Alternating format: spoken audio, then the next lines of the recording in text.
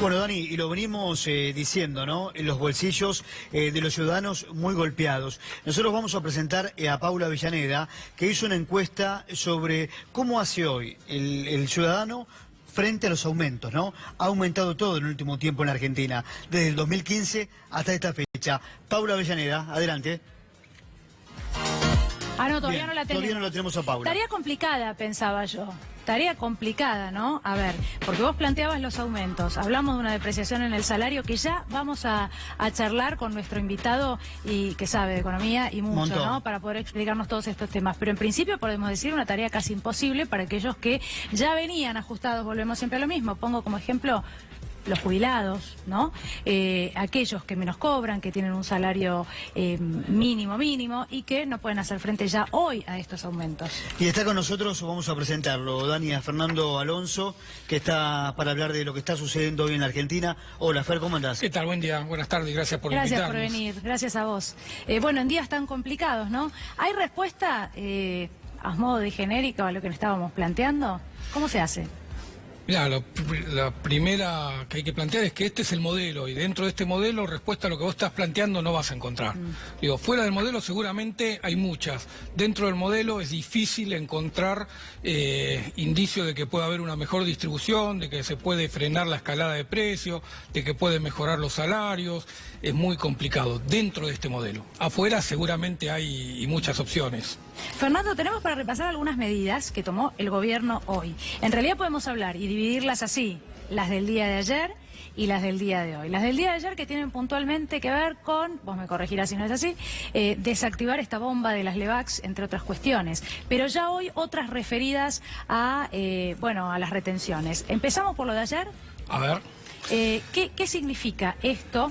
No, estas son las de hoy. Estas son Chicos, las de hoy. Estas son las de las retenciones al aceite y a la soja, bueno, todo lo que vamos... Lo cambiamos, empecemos por lo de hoy y después repasamos lo de ayer. Bueno, hoy se anunció una serie de medidas que tienden a reducir los subsidios que paga el Estado a las actividades productivas y quitarle recursos a las provincias. Sí. Una de las medidas es eliminar la devolución de impuestos a los exportadores industriales. Cuando vos exportás un producto industrializado, cuando vos exportás una cartera, por decir algo, un par de lentes o cualquier bien que tenga un proceso industrial, el gobierno te reintegraba parte de los impuestos que pagaste a lo largo de la cadena productiva. Ahora decidió que no es necesario más devolver estos impuestos. Quiere ahorrarse el gobierno 5.000 millones de pesos este año y 29.000 millones de pesos en 2019. ¿Qué significa esto?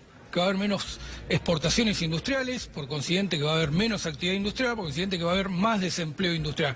La industria, uno de los sectores más castigados en estos últimos 3 años, bueno, va a pasar ahora por un golpe muy fuerte.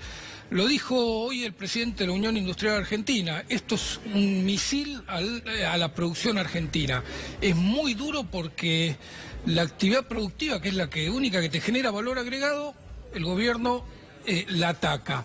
Y si bien no es estos 5.000 millones de pesos que va a dejar de devolver este año y los 29.000 del año que viene, no es dinero que vos decís, lo tengo en mi bolsillo, a la larga sí. Porque a la larga es menos salarios que van a pagar en la industria, menos puestos de trabajo en la industria y por lo tanto más desocupado.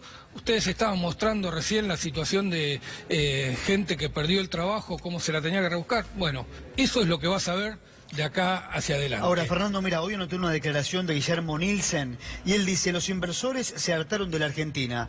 El gobierno tiene una gran confusión sobre qué hacer con la economía. ¿Están confundidos? ¿No saben para dónde disparar el gobierno para solucionar este problema económico?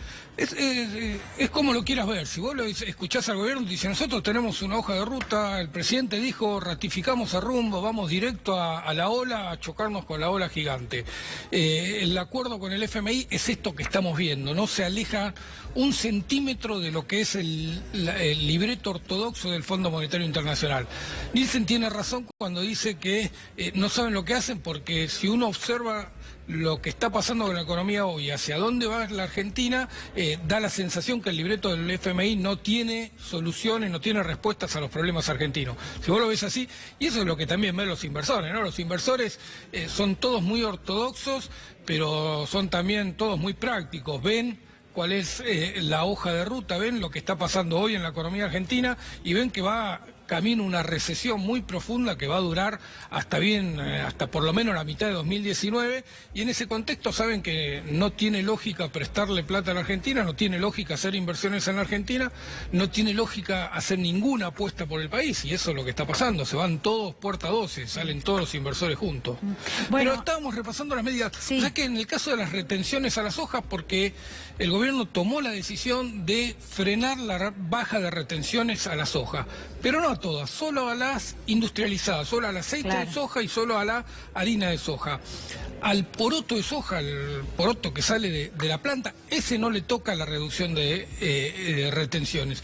Y esto hace que se genere una menor actividad industrial también, porque los aceites de soja, las harinas de soja, es todo un proceso industrial que tiene el complejo Argentina, probablemente el complejo más grande en el mundo, en la zona de San Lorenzo, de Rosario. Fernando, perdón. Vas a ver cómo se paraliza también eso. Para que quede claro, porque lo explicábamos al comienzo del programa, a mí por lo menos me pareció lo más llamativo. Es aquello a lo que los argentinos podemos darle algo de valor agregado. Por consecuencia, lo que genera empleo, no el grano de soja que se va así como se cosecha, para decirlo simplemente, ¿no? La verdad que esto es lo grave, no está la mirada puesta sobre cuidar los puestos de trabajo, por lo menos esa es la sensación. Es un modelo que primariza la economía. Cada vez vamos a una economía más primarizada. Exportaciones a granel de los productos que salen del campo, de la minería, de cualquier producto natural sin ningún tipo de elaboración. Y esos son puestos de trabajo que se destruyen.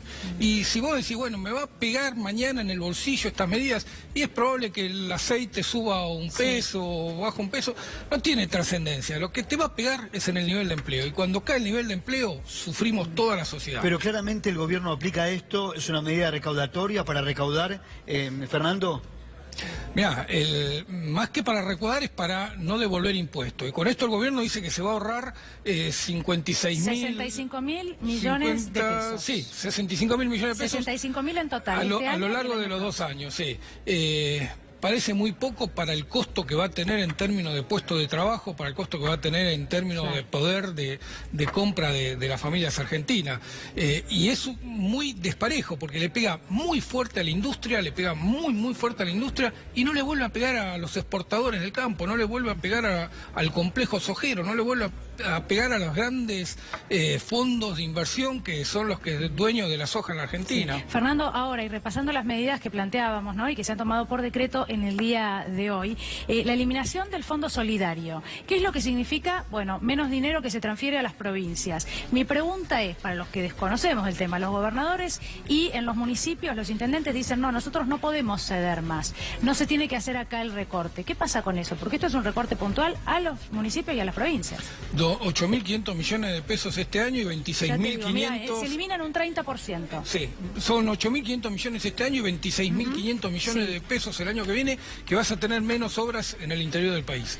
Es directo. Menos trabajo, nuevamente, menos trabajo, volvemos a lo mismo. Es paralización, pero además menos educación, menos salud y menos seguridad. No es solo menos trabajo, es todo lo que eso implica en las provincias. Los municipios se estaban haciendo cargo de todo lo que el gobierno está dando un paso atrás. Entonces se hacen cargo de la educación, se hacen cargo de la salud, se hacen cargo de la seguridad. Bueno, van a tener estos 33.000 millones de pesos menos para destinarlo a eso. Es trabajo, pero además es todo lo que eso representa: seguridad, salud, educación, en pueblos del interior del país que están castigados, y en economías regionales que están muy castigadas, así que va a ser muy duro el ajuste sobre la gente, sobre las familias argentinas. Ahora me imagino los intendentes, ¿no? Después de esta noticia, me imagino que van a salir a quejarse por esta medida, ¿no, Fernando? Mirá, salieron a quejarse los industriales, salieron a quejarse las fábricas de aceite. Falta que se quejen los gobernadores y los intendentes. Van a tardar un poquito más porque están seguramente sentados en la mesa intentando reducir los daños, pero seguramente se van a... Ahora, todos los sectores, Dani, todos los sectores de la economía, Fernando, hay un enojo con el gobierno, docentes, el obrero, los jubilados, ahora hasta los propios intendentes. Todos los sectores que hacen a la economía están enojados con el modelo del gobierno. Es la consecuencia del modelo, ¿no? El modelo nunca fue inclusivo, todo lo contrario, es un modelo exclusivo y eso es lo que está sintiendo. O sea, todos los sectores que van perdiendo frente a este modelo empiezan a levantar la voz. Hasta el año pasado parecía que se mitigaban esos daños. La segunda parte de 2017 el gobierno puso muchísima plata en la calle para ganar las elecciones y eso parecía que aflojó la tensión en la gente, que la gente se relajó, pensó que iba a estar mejor. Después de diciembre, después de ver lo que fue la reforma previsional, después de ver lo que se intentó hacer con la reforma laboral, la gente empezó a tomar más conciencia. Y este año, con el acuerdo con el FMI y con el ajuste que ya está viéndose en la calle, empieza a tomar dimensión de lo que es este modelo, ¿no? Es un modelo que excluye claramente a la gente. Fernando, nos resulta muy interesante seguir hablando con vos porque repasar, aclarar en detalle cada una de estas medidas y ver qué es lo que significa y cómo nos van a afectar es lo principal, ¿no? Lo fundamental.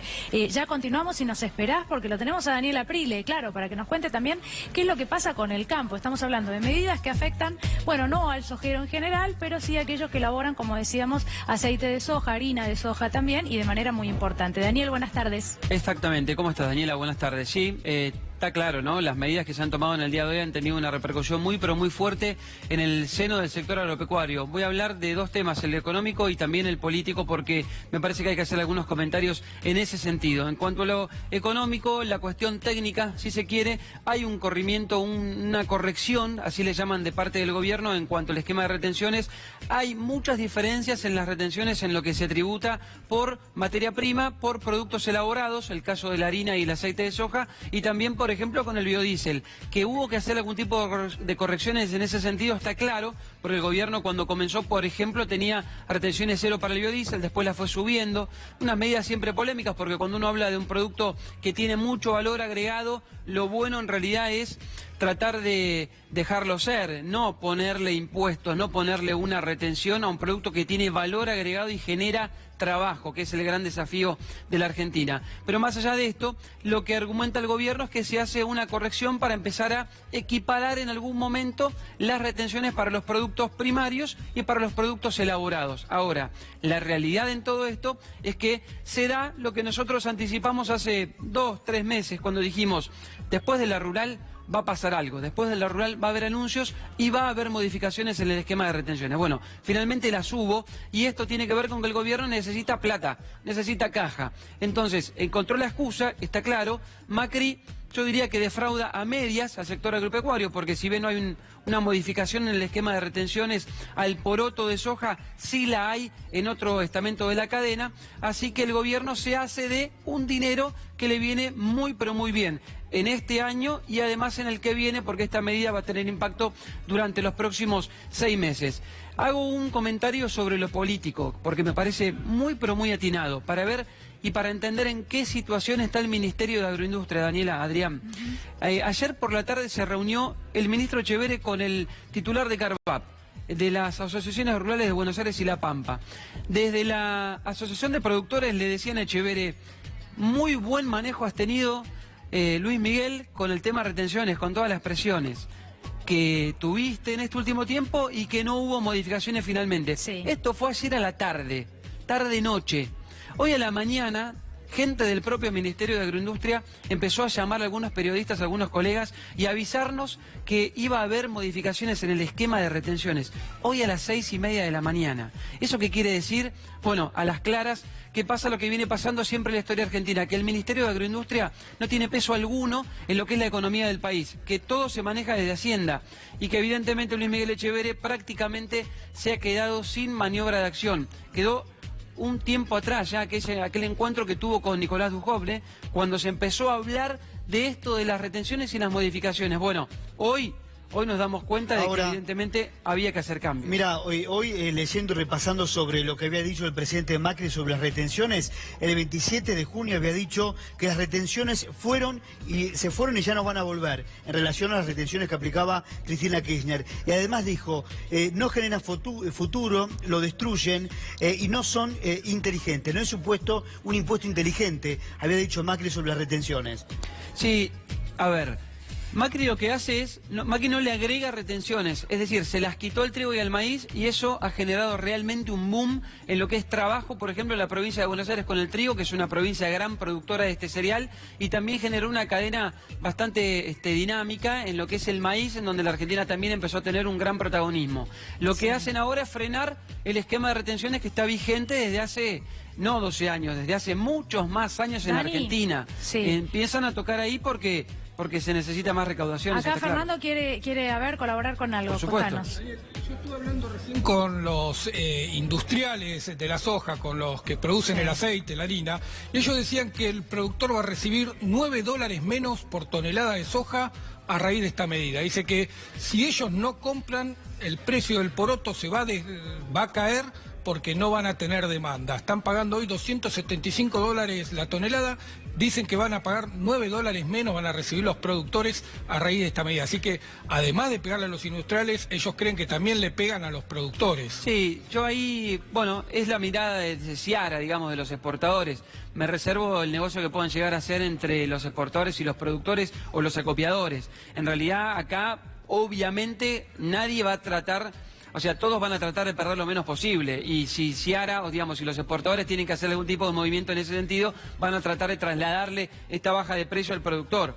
No deberían, pero es probable que esto ocurra. Eso está claro. Todos van a tratar de no perder. Su consecuencia también en los ojeros, más allá de que no es una medida que es tomada para el productor, sino en el caso de los productor sí, pero de aceite o de harina. Sí, Lo que ustedes dicen es que va a tener su consecuencia también. Sí, de todas maneras estamos en un año bastante particular donde el país está importando soja porque justamente la campaña, ya hablamos muchas veces de este tema, la campaña fue muy mala por la sequía, la soja que quedó acá en la Argentina no es de buena calidad. Bueno, hay temas de precio en ese sentido. En un momento empezó a valer más cara la soja en la Argentina que en el exterior. Por ese motivo empezamos a importar gran cantidad. Y el gran tema para los industriales es la capacidad ociosa. Nosotros tenemos uno de los polos agroindustriales más importantes del mundo, en Rosario, en todo lo que es la costanera del Paraná. Y es muy importante... no tener capacidad ociosa. Ese es el gran problema que tienen los industriales. Tienen que ver de qué manera empiezan a manejar el tema precio, lo que pagan por la soja cuando la importan, lo que pagan por la soja que está disponible en el mercado local y ver qué negocio hacen al exportarla con valor agregado. La verdad es que hablar de eso hoy, primer día de esta medida, es un poco aventurado. Los industriales claramente van a tratar de fijar posición para perder lo menos posible. A priori esto no debería tener un impacto fuerte, pero la realidad es que sí. Vamos a ver qué pasa en los próximos días y semanas. A la larga es probable que lo que decía recién nuestro entrevistado tenga algún tipo de impacto en el esquema productivo y que puedan llegar a quitarle algo de rentabilidad al productor. ¿Recordás hace un mes cuando se supo, por lo menos se dejó entrever, que se iban a suspender las bajas de las retenciones? El campo inmediatamente le envió un comunicado a la Casa Rosada, al gobierno. ¿Crees que va a pasar lo mismo ahora, que los hombres del campo van a empezar a escribirle al presidente, o por lo menos a través de una declaración?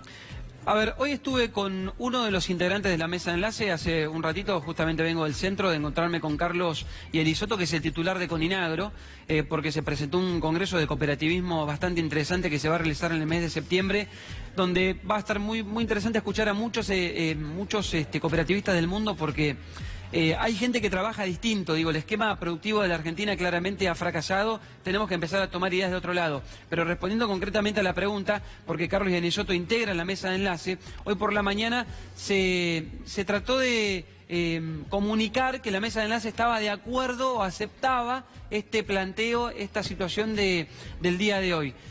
A ver, ¿están de acuerdo con que se empiecen a corregir las distorsiones en los esquemas de retenciones? Sí. Ahora, ¿están de acuerdo con que no se hizo absolutamente nada con las mesas de competitividad? ¿Están de acuerdo con que esto en realidad no ayuda al esquema productivo? ¿Están de acuerdo con seguir dándole incertidumbre al sector productivo y a que las economías regionales no levanten cabeza? No, claramente no.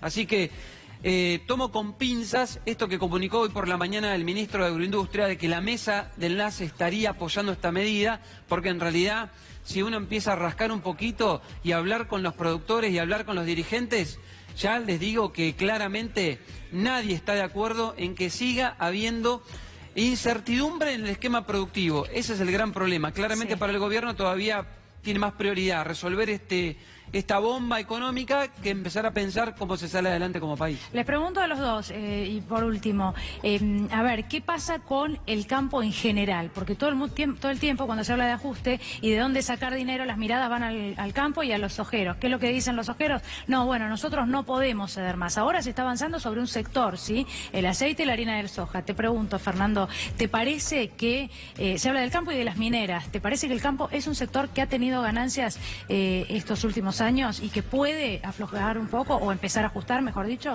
Mira, todo el campo no es lo mismo el productor de soja que el productor de ganado, no es lo mismo el que está en la pampa húmeda del que está en otras regiones del país, así que es difícil decir todo el campo ganó. Claramente, si vos estabas exportando a 20 pesos el dólar y ahora tenés 30 pesos el dólar, tenés una ganancia extraordinaria. Esa ganancia extraordinaria debería pertenecerle al país y no a un sector puntual. Así que es de esperar de que los que ganaron con esta devaluación hagan un aporte mayor. Bien. El complejo sojero es el que más exporta en el país, 26.000 millones de dólares por año más o menos. Así que es el que debería estar en condiciones de hacer un aporte. Te pregunto hasta vos porque Daniel Aprile, bueno, nos lo explica siempre y no todos los sectores son lo mismo y sabemos que los tamberos están pasando una situación generalmente muy difícil. Dani, ¿algo más sobre esto para tener también tu Mira, es muy buena la pregunta palabra que hiciste, Daniela, es muy buena la pregunta porque hoy Coninagro presentó el semáforo de las economías regionales. Entonces uno ya con esta variación del tipo de cambio puede empezar a mirar un poquito cómo reaccionaron algunas economías. El arroz, por ejemplo, está un poco mejor. Ahora, esta mejora que tiene el sector arrocero es una mejora que se va a quedar y probablemente no, porque el tipo de cambio es una variable a corto plazo. No tenés una mirada. Vos no podés estar seguro si producís arroz que con esta economía, con este tipo de cambio, con este sector productivo vas a tener ganancia en los próximos 5 años, que es como tener que pensar el negocio en el sector agropecuario. Así que te diría, ¿está mejor? ¿Esa mejora del tipo de cambio sirvió? Sí. Estoy seguro que es cortoplacista, porque si mañana otra vez tenemos inflación muy alta, si tenemos costos operativos muy altos, si sigue creciendo el combustible en cuanto a precio, claramente ese diferencial que quizá hoy a este día tenés como diferencial, dentro de 2, 3, 4, 5 semanas, otra vez lo perdiste. Y cambia, no es claramente la mirada que hay que tener. Bien, gracias, Daniel. Muchas gracias. Bueno, y la verdad que ahora estamos hablando puntualmente de un sector, estamos hablando del campo, de las medidas que se tomaron en el día de hoy, bueno, por decreto o mediante decretos, pero esto tiene que ver también con los números de la economía en general que no dan, que no cierran. ¿Y qué consecuencias tiene esto? Ya vamos a seguir hablando con Fernando aquí en nuestros estudios, pero ¿qué consecuencias tiene esto en la gente, en el consumidor, en los argentinos en general? Paula Avellaneda nos cuenta. Paula. Daniela, buenas tardes. Estuvimos caminando un poco por distintos lugares de la ciudad de Buenos Aires y hablando con la gente, y muchos de ellos coinciden en que no llegan a fin de mes y que tuvieron que pasar de primeras marcas a segundas o caminar por distintos lugares para ver dónde encuentran la oferta. Y la realidad es que quienes más resultan afectados son los jubilados. Uno de ellos, la verdad, me partió el alma, dijo como una vez al día. Esto es terrible, es muy triste y si quieren lo compartimos. ¿Qué es lo que está pasando la gente? ¿Cómo hace para llegar a fin de mes? Menos. ¿En qué cosas lo nota que tiene que ahorrar? Básicamente en la verdura, en la fruta, en los lácteos, los quesos duros, especialmente en eso. Salidas. ¿Y el aumento del dólar impactó en su economía? Seguro que impactan los precios, por supuesto. Cada vez que sube el dólar aumentan los precios en los comercios. Así estamos todos, ¿qué vamos a hacer? ¿Cuáles son esas cosas que tuvo que dejar de hacer? Por ejemplo, alguna salidita al mes con la familia, ya no se puede hacer prácticamente y eso significa unos buenos pesos, ¿no? Ya con eso puedo tirar 2 o 3 días más. Señora, ¿le alcanza la plata para llegar a fin de mes? No, por supuesto. ¿Qué ahorros tuvo que hacer? No se puede ahorrar, no se puede, definitivamente. Nada. Y además tenés que trabajar las 24 horas, últimamente. ¿Impactó el aumento del dólar? Sí, totalmente, en todas las cosas. ¿Lo nota que los precios subieron? Sí, siempre, todos los días, cada minuto. Magia. ¿Alguna receta? Tengo, pero no la puedo decir. ¿El aumento del dólar impactó en la economía? Mucho. ¿Nota que aumentaron los precios? Muchísimo. Cada vez más ajustado. ¿Y cómo se hace? ¿En qué se ahorra? Y empezamos a disminuir gastos en salidas, en ropa, en lo que es diversión, paseos, los chicos menos teatro, menos cine. Y después las marcas, tampoco compras Serenísima, compras Marcadía, vas ahorrando así, pero igual no hay manera, con la subida de impuestos y todo estamos complicados. ¿Y nota que la suba del dólar le afectó? También. ¿Qué lo perciben, los precios? Sí, claro, precios, seguro. Y yo soy jubilado, ¿no? ¿Y cómo se la rebusca? Y comiendo una vez al día. Que lo escuchábamos, el testimonio de la gente.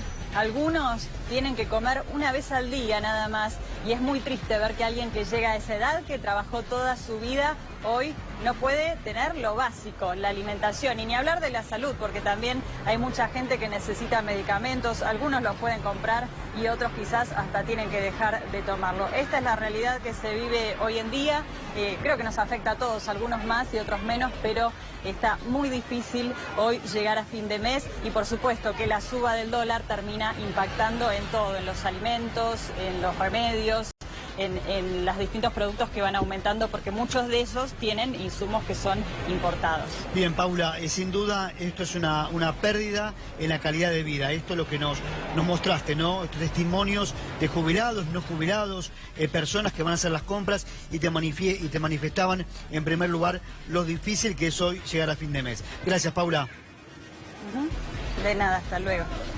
Es terrible lo que acaba de decir ese hombre y seguramente muchos otros jubilados están en la misma situación. Una persona no puede, no hay explicación por la cual pueda o deba comer una sola vez al día. No hay forma de que el Estado, por más que los números no cierren, no se encargue de eso, ¿no? Por lo menos esto es opinión mía y me hago cargo absolutamente. Fernando Alonso está aquí con nosotros. Gracias por quedarte, Fernando. A ver, una de las noticias en el día de hoy, decían, es un día importante porque se van a subastar, corregime con la cifra, unos 500 millones de dólares. De dólares. Bien, ¿qué significa esto? ¿En qué nos afecta? Bueno, primero el Banco Central puso a la venta 500 millones de dólares, pero vendió solo 200. Sí.